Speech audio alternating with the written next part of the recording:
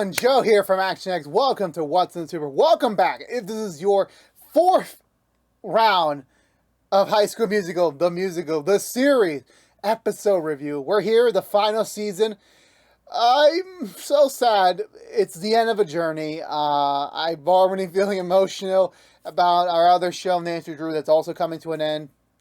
And here we are, beginning the final. Well, technically, it's already done. As of this recording, all the episodes of season 4 of High School Musical, the musical series, is out right now. The whole fourth season. This isn't a week-to-week type thing, like the previous 3 seasons, which I'm a little bit bummed about. I'm a little bit bummed, but however, I had hoped they had a much more bigger purpose to it. I have not been fully spoiled on this season. I know there's a couple of crucial things that happen. But I'm going to hopefully let the majority of the show, the majority of the season, kind of surprise me as we, approach on the final chapter of this iteration of the Wildcats, of this take of East High. As it all comes full circle, as we return back to East High after a very dramatic summer away, and also featuring, I think, the most connected we have been with the movies. As you know already, we're about to embark on supposedly the 4th High School Musical movie in the show's universe. So, honestly, yeah, there's a lot going on right now, and I'm very much, I'm all for the ride. But going into the premiere so far, there is a lot on the margin. Like, not only do they have to, continue the show's storyline, but they also have to begin this season being the end of the story, and which is kind of a bummer because I actually read some interviews with the director, and he said that the whole pitch for High School Musical, the series, was going to be like Degrassi, where it would have continued with new kids of the drama department going into the next generation. Because remember, majority of the cast aren't even seniors themselves. Only Ricky and Courtney are the only real seniors on the roster. Everyone else is juniors, or even some of the new cast members are sophomores. So relatively, had Disney decided not to cancel the show, this could have gone on for many, many years. It's a bummer, to say the least, but however, sadly, it is what it is to be on that, considering the fact that, Disney Plus is not a profitable platform, and, some of the shows, is it really necessary in High School Musical? As much as it's not a VFX show or anything, it's a very heavy production that you have a lot of pre-production work with music and choreography that alone takes up a lot of the budget, let alone going on location, renting out a whole high school. That also eats into things. And honestly, yeah, it would have been kind of difficult because unlike the movies that, all of them were conveniently all seniors. So when they all graduate together. I have no idea how they're going to wrap up the story. I really don't know, considering the fact that they're beginning in the fall. Which I'm a little confused by because I don't know how long it took from the end of Season 3's main storyline to the epilogue kind of thing. I don't know how long the gap was, to be honest with you. So, with that being said, I'm just I was so a little baffled that we're just going into straight to fall at East High, but I'm like, you know what? It is what it is by that point. It's going to make sense somehow. And honestly, I'm in it for the ride. But yeah, with that being said, and just I keep shoehorning around, I think this was a very solid premiere. Definitely, not only did it kind of have to usher us into this kind of this new post-season 3 world of the show, it also was we're kind of going back to how season 1 and season 2 were. We're in the high school. We got a big old cast, because in fact, COVID's not affecting us anymore. We're going back into it. We're really firing on all cylinders for this final season. And honestly, again, I'm very, very excited to see how the rest of the story goes. And I thought this was just the perfect balance of just getting everything back into it, getting back into this world, as well as, trying to, slowly but surely get us back into the legacy characters that we know and love so much. But, yeah, with that being said, let's go through the Butcher recap and talk about the Season 4 premiere of High School Musical, the series. It's going to be a long one.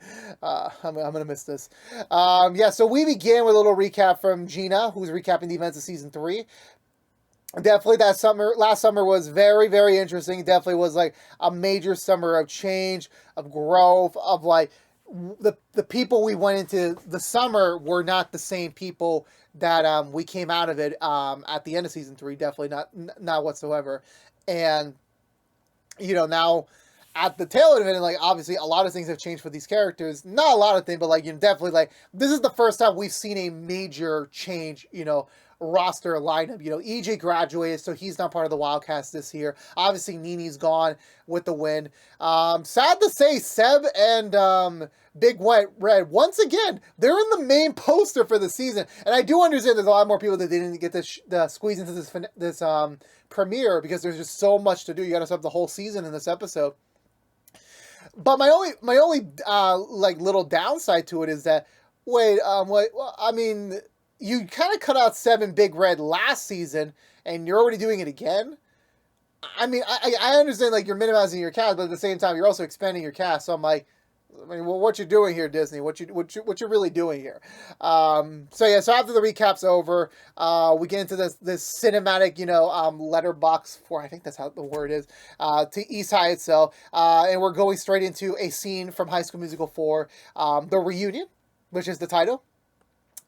I don't really like it, to be honest with you. Like, I mean, again, I know this is like a fictional title for a fictional sequel of a movie in our universe, but I'm like, I don't know why. I don't know why. Everything someone puts "the" in the title. That's not like, you know, in the main title.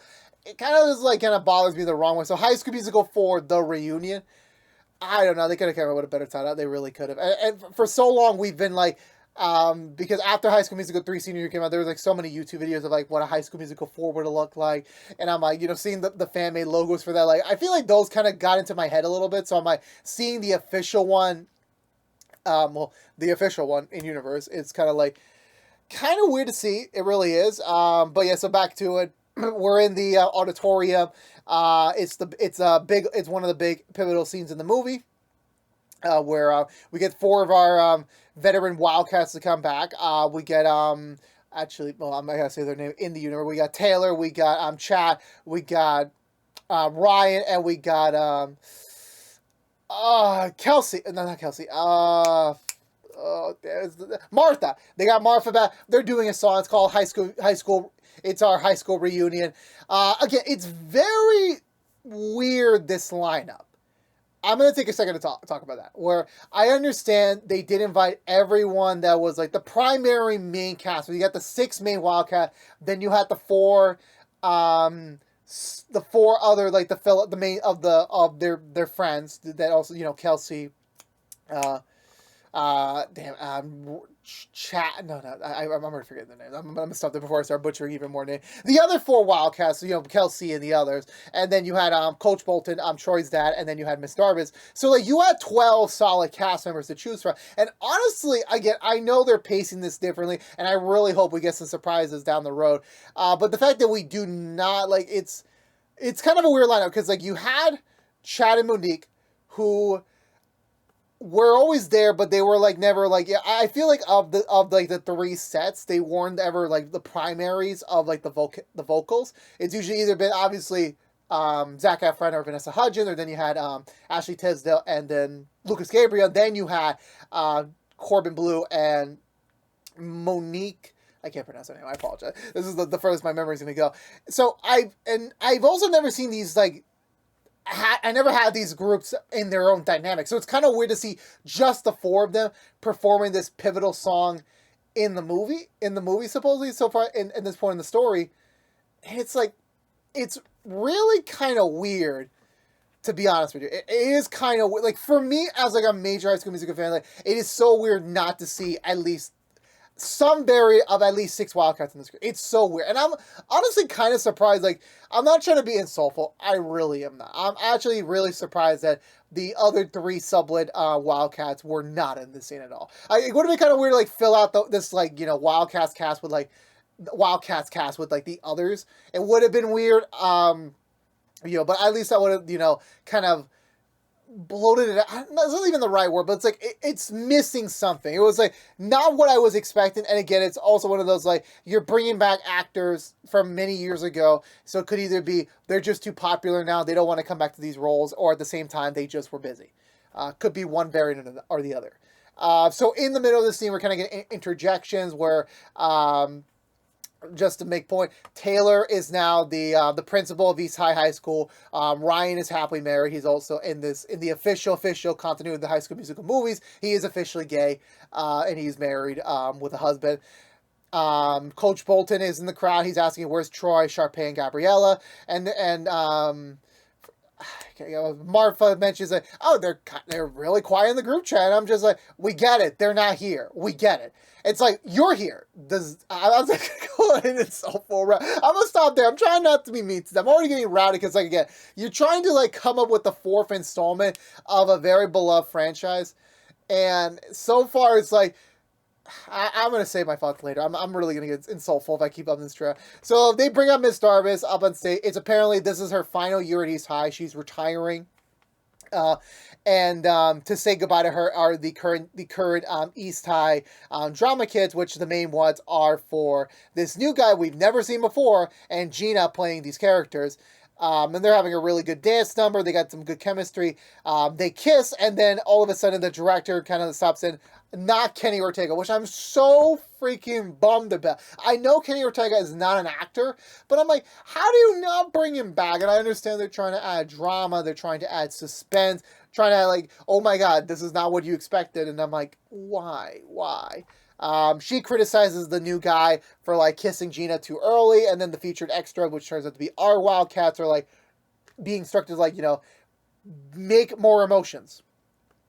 And of course, obviously, everyone's teasing Ricky for like, oh yeah, Gina was really into that kiss with the new guy, and Ricky's like, yeah, because we're emotions and getting into it. This is the big chance. Like, we're in High School Musical 4, and Ricky's obviously like, not a happy camper. Fall's never a good time for Ricky. Ricky's never had like a good train of luck in school. He never has. But yeah, that stuff is stuck in my teeth. I gotta remove it later. It's kind of bothering me. After the intro, we cut back to present day. It's the last day of summer. It's kind of just mainly Ricky and Gina in polar ends, where like Gina's now back home. She's with her mom again. She's kind of giddy that she finally has a stable life. She's gonna stay in Albuquerque. She's gonna finish out the rest of her high school at East High. She's finally got a stable boyfriend with Ricky. Everything seems to be going great. But of course, her mom's still focusing on like, yeah, but now, last year was fun. Last year was a little tumultuous. But like now, you're going to grind it out. You're going to do an amazing junior year, so you have an amazing senior year, and then you can apply to all the colleges you want to do. That is the dream plan. That is the game, and obviously Gina is scared of shit. Meanwhile, for Ricky, he's just on survivor mode. He's just like trying to like just do senior year the best he can. He's got the girl. He's got his friends. It seems like finally, unlike last year, it's going to be a much more stable fall for him. A much more stable a much more stable year of school for him. So it seems like everything's working well. Ricky drops by to Gina's roof level room. They're kissing out. They're really into the makeout scenes. I'm gonna be honest with you. I'm like, they're really into it. Like, you can genuinely feel like, yeah, they're really into these scenes. And also, it's also the lovey-dovey stage where like they're so in love with each other that they can't take their hands off each other. They can't get their lips off each other. Ricky's mainly there also to not only see Gina one more time before school starts, but also to kind of drop her off a melody that he's been working on, that in hopes that they can finally write their first song together. And this is going to be an all school year thing that, like, by the time they're done with the school year, that they can have like an actual song to present to the table. And he wants Gina to help him, like, write some lyrics for the song, which she agrees to. Obviously, again, this is going to be the first time they're going back to school since the documentary dropped. So, like, they're kind of worried how, the perception may change. Because, again, reality shows, they're not the real images. They're not going to lie. They're just edited so much to make it seem like it's more dramatic than what it seems. And she's considering, like, what if, for the benefit of our relationship and just to, like, make things more simpler, that we just do not present ourselves as a couple. We just become a secret relationship for the time being, so that we can enjoy our company and just not deal with the pressures of what the world might think of us. Ricky agrees, only on the condition of, like, they're still together, that there's no problem, and that they're going to go into senior year promptly and joyously fine. So I can't wait to see how this is all gonna implode on them. It's the next day. It's the first day of a brand new school year. Everyone's returning back to East High. Courtney, for some reason, is all Sharpayed out. She's like got the hair, got the pink outfit. Maybe she's seen Barbie. Who knows? I don't know if Barbie exists in the HSM universe. But yeah, so just seeing her like go full Sharpay, announcing this is her senior year. She's now got a small social media following because of the documentary. This is her time to really like shine this year, to really like blow up, glow up, however you might see of it. Carlos is just there to kind of be her Ryan. John's gonna be her wingman, you know, the supportive ear, and like. And he's just expressing the fact that like every time she keeps mentioning like this is our senior year, baby, and he's like I'm a junior, and I'm like, brah, I thought you were a junior last year. I mean, it could be a retcon. I don't really know. I just watched season 1, so I should have probably paid better attention when I was watching that. Then we get a cut over to Gina and Ashley, who Ashley is giving voice memos to Maddox, one of the new characters from last season. They seem to have stayed in touch since they left summer camp. Remember, as of last season, you know, not only did Big Red come out as bi, also Ashlyn came out as bi, or at least identified herself finally as being bisexual. So her obviously having an obvious crush on Maddox while she's still with Big Red, and also the other fact of that Maddox is also back into a relationship with someone else back where she lives. The other thing is that Big Red is sadly in Cairo.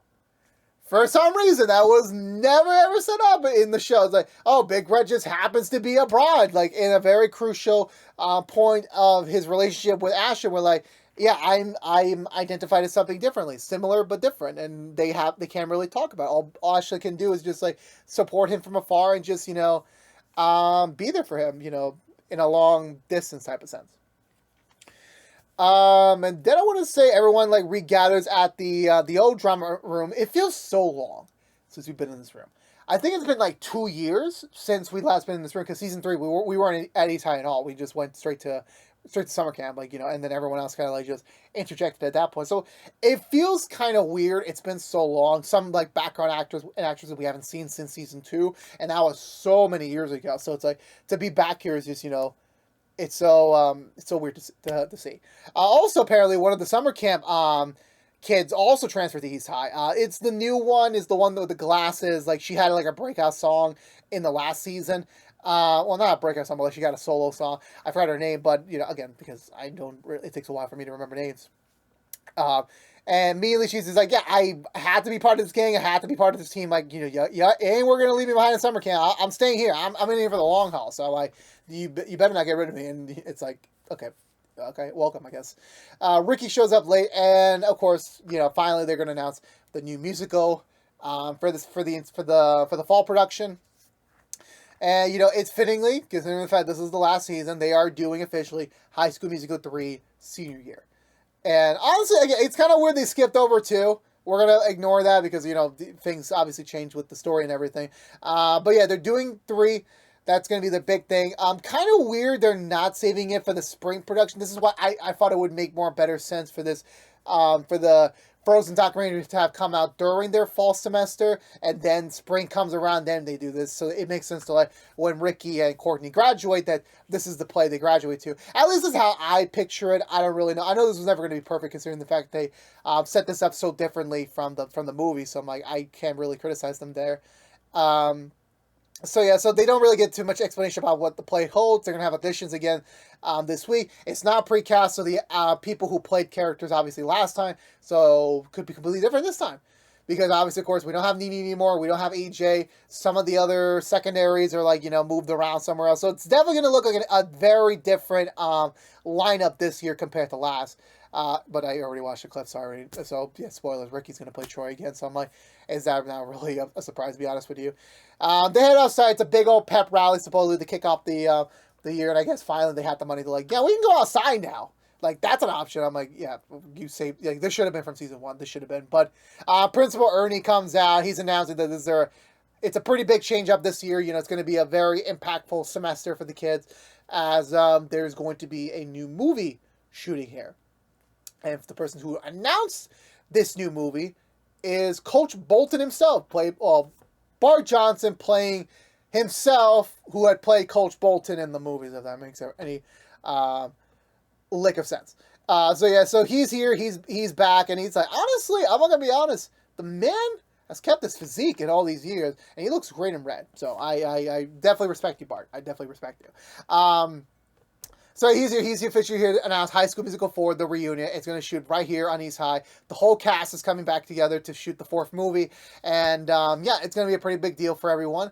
And to lead the new generation of Wildcats in the movie format is a well-known child star, now about to make his turn into a teen star, and also a TikTok viral sensation, for some reason, because, you know, I have a feeling I know who they're basing it off. I'm like, I'm not going to get to that. I'm not going to get into names right now.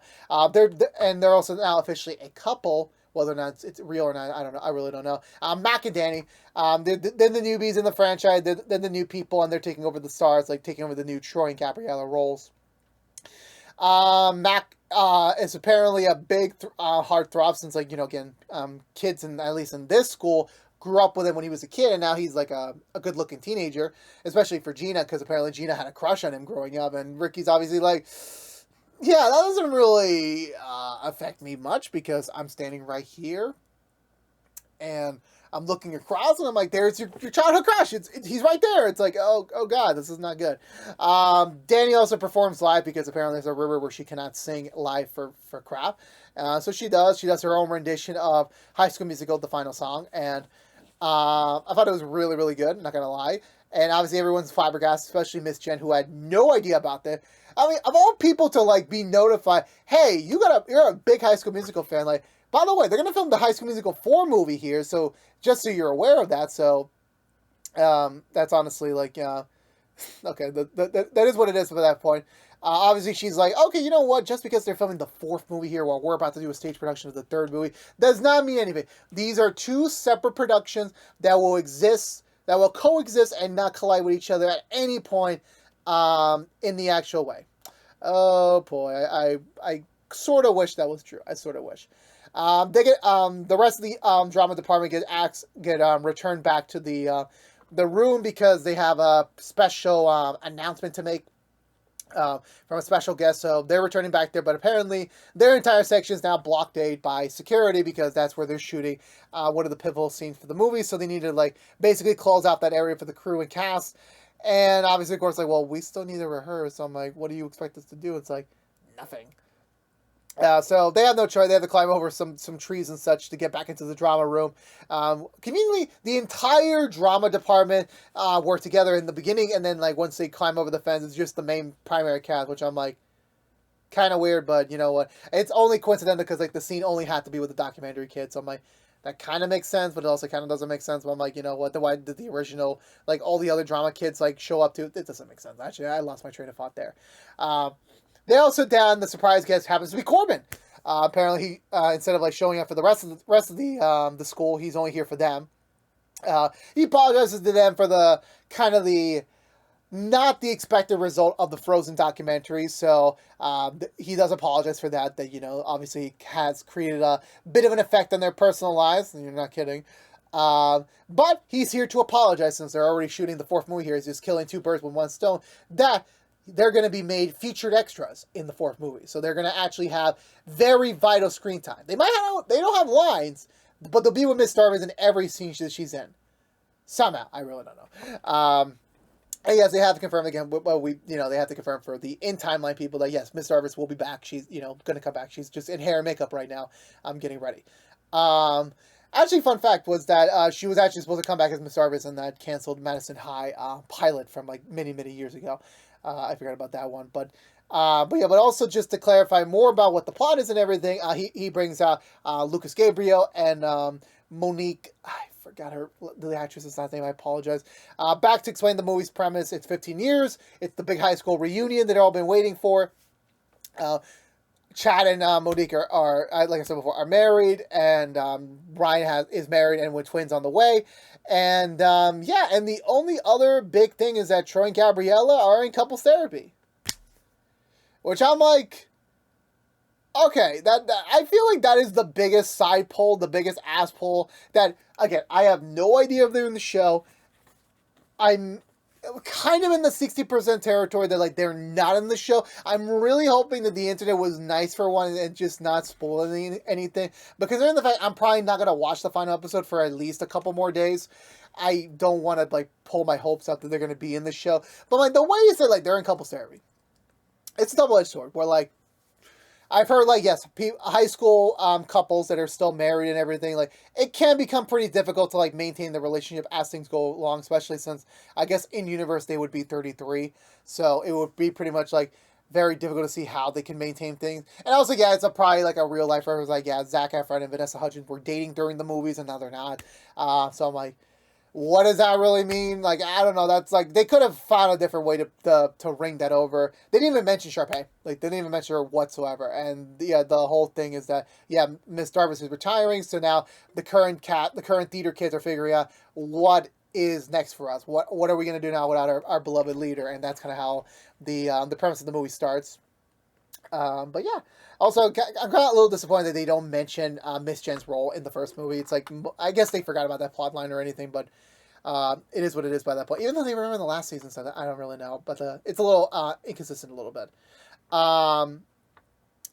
So yeah, so the other thing they also want to assign is that that Mac and Danny are going to need a little help since they are the actors and actresses who've never been in this school before. They don't know how to be theater kids, so Courtney and Gina volunteer to be. They're kind of like their student mentors in a way. So Courtney's got Danny and Gina's got Mac.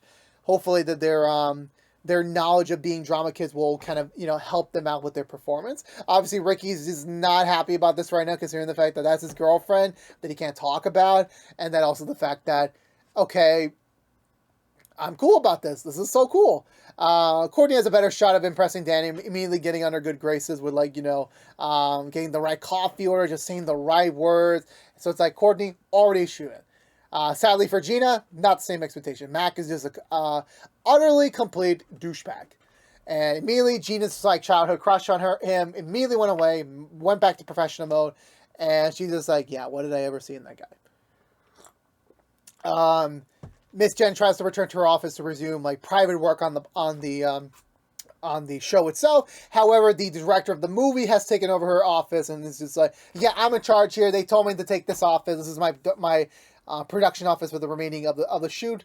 So I need you to discard of all your stuff. And he doesn't even know that she's the director for the play, which I don't even think she knows there's a play happening. So it doesn't even make sense whatsoever. But yeah, so with that being said, yeah, so I'm saying so many times. I want to say we just cut back to after school that day where everyone's home. Ricky is kind of like, kind of worried about Mac and his like good looking skills and everything. He's kind of jealous, and his dad's like, yeah, don't worry about it. As long as he doesn't go to your school with you, you're totally fine. And Ricky's like, nice timing, Dad. Nice timing.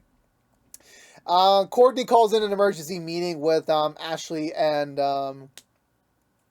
Carlos to discuss Courtney losing her mind because of everything going on. She might even not even want to do the dash for High School Musical 3 this year because she has to focus on college, being Danny's BFF for life, and as well as just trying to make her own like popularity grow even more so. Which I'm like, Jesus, Courtney, this is not the Courtney we knew and love. Bring her back. Bring OG Courtney back. Carlos is trying to find a way to get back at Seb for saying like, hey, you missing all this? Like, where is Seb, by the way? Where the hell is he? We miss Seb. I'm sorry, I'm still forgetting it. Ashley is still getting bombarded with messages from Maddox, indicating like, yeah, they're really, really getting close with each other. But of course, Ashley is not going to admit it whatsoever. Ricky goes visits Gina, and also trying to get progress on their song, which Gina actually did like a very rough, version of. And honestly, with this scene, as much as obviously scripts have changed, storylines have changed, obviously real world events have affected the show's production, considering the fact that this is not the same show this was being pitched in season 1. Like, definitely, thankfully they had the galls to set up like some of these bones in season 1. But remember, a lot of this thing would have had Nene in it. And so I'm like, it would have been a very different season had Nene been in it, obviously, considering the fact that, obviously Olivia Rodrigo became super freaking successful now, is killing the world right now. She's like one of the hottest new artists out there. Like, definitely, kudos to her. Like, she's having a great career.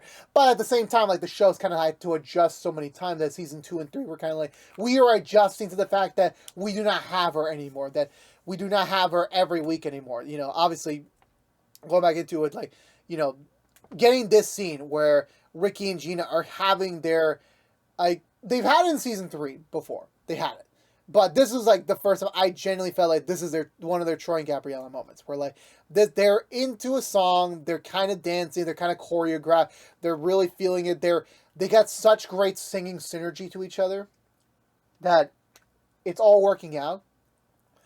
And at the end of it, it's just like, this was such a great song. Like, they didn't have to do any of the songs from 2 or 3. They didn't have to do anything. The classics from before. They just did their own song, and it worked so well. It's obviously giving, like, their version of, like, how, you know, their year together would have went had the freaking movie and the show and the not happened together. But, like, you know, they generally are really hoping that this is going to work out. This is going to be a very happy year for them, and they're going to explore all possibilities together. Again, them kissing a lot, them like saying like, "Wow, this is amazing. This is like the best thing we have done together so far." Yeah, but again, I'm very much so that like Ricky and Gina like are definitely in love. That they definitely like, you know, they were having pieces that the other were missing from each other. So I very much respect that. But yeah, to kind of wrap it up a little bit, Courtney gets a call from Danny saying that, yeah, I've been doing my research about you, and I'm gonna need your help with something. So I need you to tell me everything you know about Ricky Bowen. And I'm like, oh no, here we go again. And then we have Gina, who's kind of late. I don't know about this. Like, is this appropriate? Where like she's getting texts from Ricky saying like, I wish we can cuddle right now. Which I'm like, wait, hold on. This is a teeny. I thought this was a kids show. Like, you know, they're definitely like taking some Degrassi inspiration. I mean, thankfully Disney Plus would never approve anything like that. But I'm like, damn, they had the balls to actually, you know, put that in like the script or like put that in the episode. But the episode ends with Gina getting a follow request from Mac. And now it's like, okay, now the wheels are turning. Like, everything's going to go working against the primary couple. Because that's always how these sort of things go. But it is what it is. And that was it for the premiere of High School Musical, the music of the series. Which, again, was amazing. It was the best way you could have done to like start of the season, where like they literally have 4 different directions to take this season, and they're doing everything so far perfectly. Not only are they continuing the mainline stuff that we knew and loved for the last 3 seasons, they are trying to reinvent and like, you know, bring new life to these characters already that we already know and love, as well as bringing back the legacy characters and trying to like honor them as well. The director stuff didn't quite do it for me a little bit. She's kind of like a little obnoxious. Mac and Danny being the cliche, over the top people. Could just be like, we're starting from here and we're going to build it up. That's what I hope it is. But so far, absolutely not impressed with these characters. Like, Danny's singing skills were amazing, but beyond that, there really is nothing memorable about them. And hopefully that is the way they're being pitched right now, and we'll get to see more of them as the season progresses. But yeah, I'm very excited to see how they're going to do it. Like, definitely a lot of the footage from the trailers were from this episode. So definitely going into like the 7 remaining episodes, not knowing much of what's going to happen is like something I'm very excited to see. I'm very excited. Obviously, you know, there's a lot of different changes, a lot of different, you know, things that are not like exactly comfortable, which I'm like, I'm very excited to get into, and I wish I could review everything in one night, but I cannot because it's freaking late when I'm recording this. But yeah. I'm going to give this episode 2 thumbs up. I enjoyed it so freaking much. Let me know in the comments below what you think of this premiere episode of High School Musical, the music of the series. Let's have a conversation down below as always, but I believe that's going to do it for me today, everyone. So if you're unaware, this has been What's to from ActionX, reviewing every episode in the final season of High School Musical, the music of the series. If you want to know what we're doing, knowing what's to beside our HSMTMTS episode reviews. Currently, right now, we are doing Nancy Drew and Heels episode reviews each and every week after brand new episodes on their respective platform. If you don't care about High School Musical, you're in luck. We are in the middle of our biggest content drop of ActionX history. We are most likely doing a brand new episode review every single day. Now, of course, obviously, there are primary concerns. You know, originally I was supposed to do Nancy Drew tonight, and then I was going to do HSM tomorrow. But, of course, things got changed with my work. So I'm recording HSM now. We'll be doing Nancy Drew next. So we will be back in a couple days with another new episode 2. The season, and then you get the heels. It's going to be a little bit wonky, like, with the scheduling, because, like, you know, I'm running 2 channels, I'm a one-man crew, and I'm doing so much of the content, so I'm like, there will be days where, like, we don't get High School Musical stuff, but that's the plan. So, like, we're stretching out the last season, you know, every episode is going to get its own review, So do not worry. So we will return in a couple days for episode 2. And then so it should take about a couple of weeks to get through everything because like there's a lot in the calendar. There's a lot. I'm really exhausted, but I gotta keep going.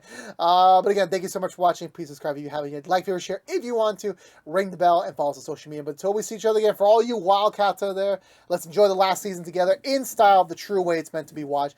But until next time, stay safe out there. Be good to each other. And as always, peace out.